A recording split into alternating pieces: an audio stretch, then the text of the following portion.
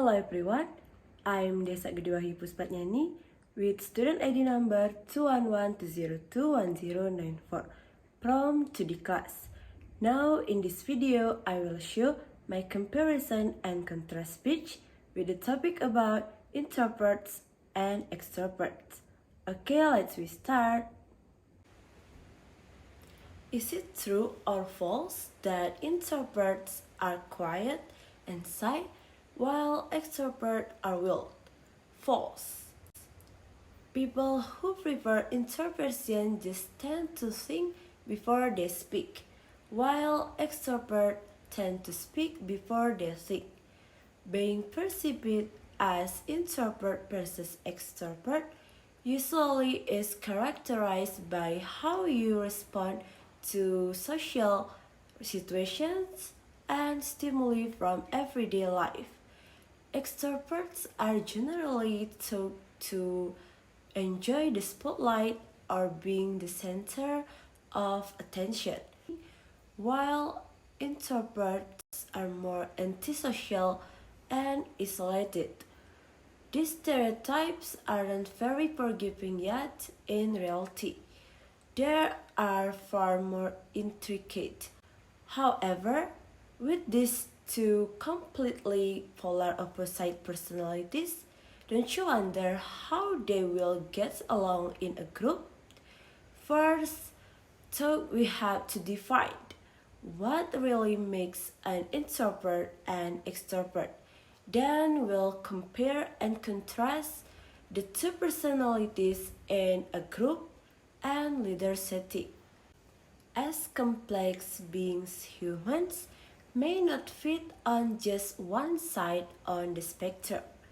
Depending on what energizes us and what types of things drain us, we may fall anywhere on the spectrum, showing both introvert and extrovert tendencies. Keep in mind that there are different types of introverts and extroverts, and everyone can be a little bit of both and at a particular time or another. Alright, compare such as first, introverts and extroverts are both personality types that exist in a person, but there are some differences. And the second is introverts and extroverts both think about the future, but extroverts are more focused on doing this. Okay, the last is introverts and extroverts both from different shapes, but introverts tend to be more intense and careful in seeking and becoming friendships. Alright, contrast such as first, energy. Basically, extroverts get their energy from being surrounded by people, socializations, and collaborations, while introverts get their energy by focusing internally on thoughts, ideas, reflections, spending time alone, or in a social setting with a much smaller group. Okay, second is how to behave in a social environment and communicate with others. In social circles, introverts tend to act more reserved or even shy in their demeanor, whereas extroverts are often bold and enthusiastic, while socializing may even be the center of attention or can't seem to stop talking.